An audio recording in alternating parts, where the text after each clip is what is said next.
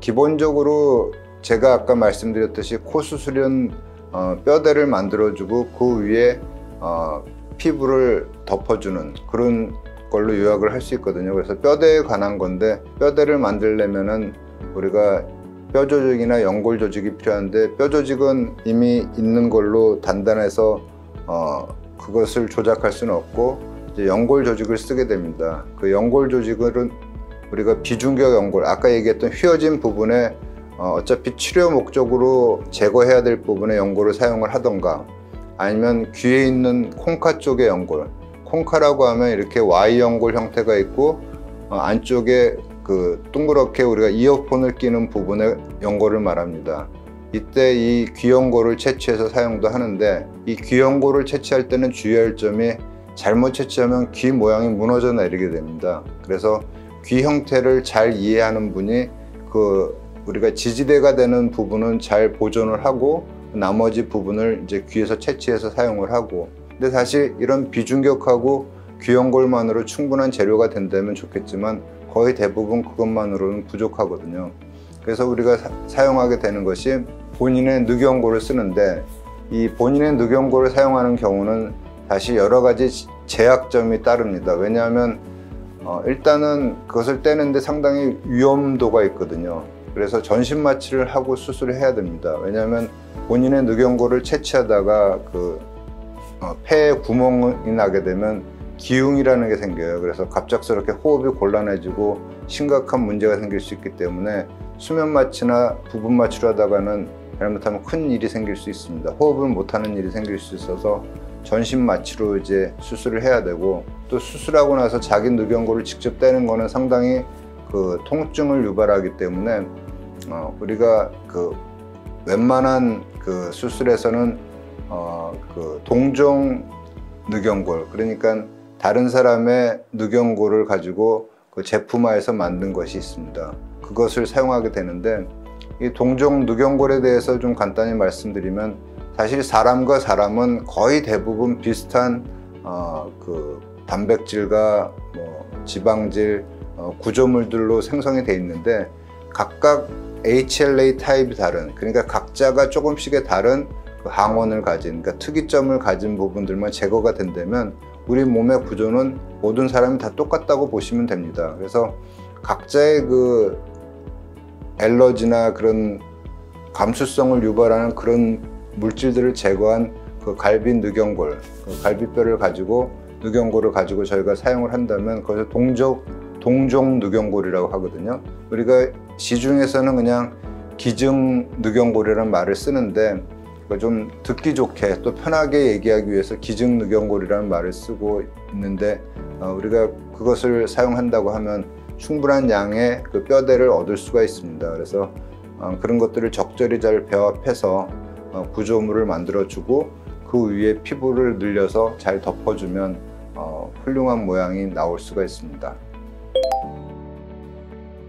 늑연골은 우리가 갈비뼈라고 얘기하잖아요. 그러면 이렇게 만져보면 갈비뼈가 한쪽에 12개씩 있죠. 근데 그 중에서 대개 6번하고 7번 늑연골에 있는 늑연골, 그러니까 갈비뼈에 있는 연골 부위, 연골 부위는 대개 중앙선 주위에 있습니다. 그래서 거기 있는 부분을 절개를 하게 되는데, 여자분들은 대개 가슴이 있는 아래쪽 라인의 중앙 부분에 절개를 한 2.5cm 정도 절개를 해서 채취를 하게 되고요. 남자분들도 비슷한 위치에 절개를 해서 늑연골을 채취하게 됩니다. 늑연골은 갈비뼈 우리가 얘기하는 갈비뼈의 연골 부위를 얘기합니다. 이게 물론 나이가 들면서 점점 석회화되기 때문에 연세가 40대 이상 넘어가거나 30대 이상 넘어가더라도 석회화되는 부분이 있어서 너무 단단해지니까 불편하긴 하지만, 그래도 연골 부위하고 뼈 부분은 구분이 되거든요.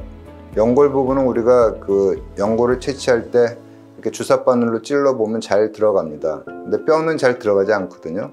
그런 방법으로 우리가 연골인가 아니면 뼈인가 하는 부분을 감별해 보면서 채취하고 있습니다.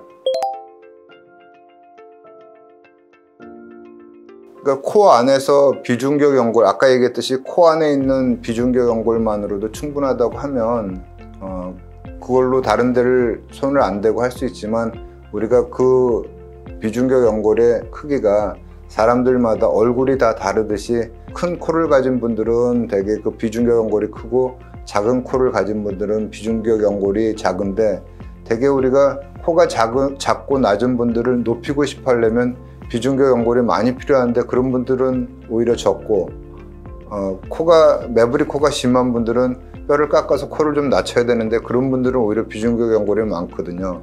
그러니까 이게 빈익빈 부익부예요. 그러니까 높여야 될 사람이 많고 낮춰야 될 사람이 적어야 되는데 이게 반대이기 때문에 결국은 어디선가 그 높일 수 있는 뼈대가 되는 조직을 가져와야 됩니다.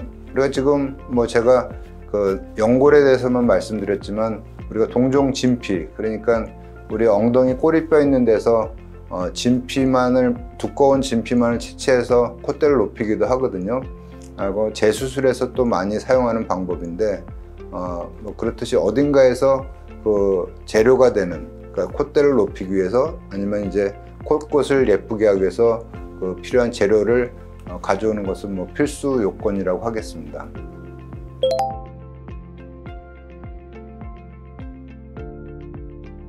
외부 연골 조직이라고 하는 것은 요새 그 시중에 많이 나오는 것들이 뭐 실리콘 제제도 있고 매드포나 아니면은 메쉬라는 제제들이 있는데 이런 것들이 뭐 사용하기엔 상당히 편하고 얇고 좋지만 우리가 코의 조직 내에 들어갔을 적에 한 번의 수술이 잘 끝나서 뭐 그걸로 더 이상 수술 안 하는 상태로 상처가 아문다고 하면 별 문제가 없는데 혹시라도 시간이 지나면서 이것을 다시 재수술해야 된다거나 아니면은 또 외부에서 어떤 가격을 당했을 때 이제 다시 손을 봐야 될 때는 기존의 자기 조직하고 늘어붙어 갖고 이것이 어디가 어딘지 모르게 아주 딱딱한 조직으로 변할 수가 있습니다. 그렇게 되면 다시 재수술하거나 또 교정을 하는 것이 너무 어렵기 때문에 가능하면 자기 조직으로 하는 것이 가장 안전하고 또 염증이 생기는 것을 예방하는 방법이기도 합니다. 아무래도 우리가 코 수술할 때 실리콘을 넣어서 실리콘을 뭐 수십 년 동안 사용해서 안전하다고 하지만 그래도 우리가 아무 수술 안 해도 뽀드락지가 코에 나면 뻘겋게 딸기코처럼 되기도 하는데 그런 상황에서 이물질이 있으면 그 염증이 더 쉽게 전파되고 고름같이 생길 수 있거든요. 그래서 가능하면 자기 조직으로 하는 것이 그래도 염증이나 또 외부 충격에도 가장 튼튼하다고 생각하시면 될 것 같습니다.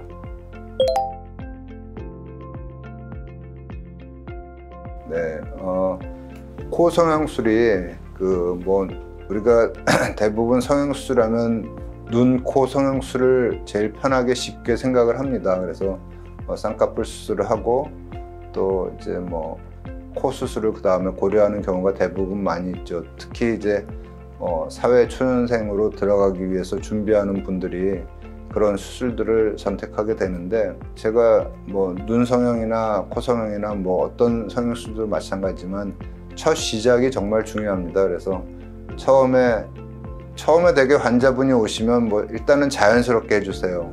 그리고 뭐 이제 비용도 좀 저렴하게 해주세요. 그래서 간단하게 겉에 흉터도 없게 해주세요. 그래서 그렇게 단순하게 해놓고 나면 뭐 환자분이 그렇게 원하시니까 뭐 의사 입장에서 뭐 그렇게라도 해서 수술을 하면 좋겠지 해서 해드리고 나면 꼭 1, 2년 뒤에 오셔갖고 콧대는 올라갔는데 코끝이 마음에 안 들어요. 그럼 다시 또 수술하게 되는데 벌써 재수술이 되는 거죠. 그럼 수술이 그만큼 어려워집니다. 왜냐하면 기존에 수술했던 것이 딱딱한 상처 조직으로 남아서 상처 조직을 다 풀고 또 새로 다 맞추는 작업을 해야 되거든요. 그래서 처음 수술하실 때 시간이 좀 오래 걸리고 또 비용이 조금 더 들 수도 있습니다. 왜냐하면 아까 말씀드렸듯이 들어가는 그 동종 누경골 같은 경우에 특히 요새 같은 인플레이션 시대에 벌써 1년 사이에 그 재료비가 한 3배, 4배로 올랐어요. 그러니까 요새 수술하시는 분들은 1년 전에 수술하신 분보다 비용이 더 들겠죠. 뭐 재료비가 올랐으니 저희도 그거를 그냥 무료로 해드릴 수는 없는 거고 그렇다 보니까 여러 가지로 비용이 많이 들 수는 있습니다. 그렇지만 그런 것을 사용할 때는 꼭 사용하는 이유가 있어서 저희가 쓰는 거거든요. 그러니까 콧대의 높이하고 코끝의 모양을 아주 밸런스를 잘 맞춰서 이렇게 수술하려고 하다 보니까 그런 재료들을 쓰게 되고 또 개방형으로 수술도 해야 되고 또 시간도 뭐 2시간, 제가 아까 말씀드렸듯이 재수술의 경우는 뭐 3, 4시간, 5시간까지도 걸릴 수가 있는 거는 그만큼 우리가 명품 코를 만들기 위해서 정말 자기 얼굴에 적합하게 예쁜 코를 만들기 위해서 하는 거거든요. 우리가 예뻐지자고 하는 것이 예뻐지자고 하는 코 성형 수술이지 코가 높자고 하는 수술은 아닙니다. 이걸 분명히 해야 되는데 코가 높다고 예쁜 건 아니거든요. 그러니까 예쁜 코를 만들기 위해서 본인한테 맞는 수술을 하는 것이 중요하겠죠.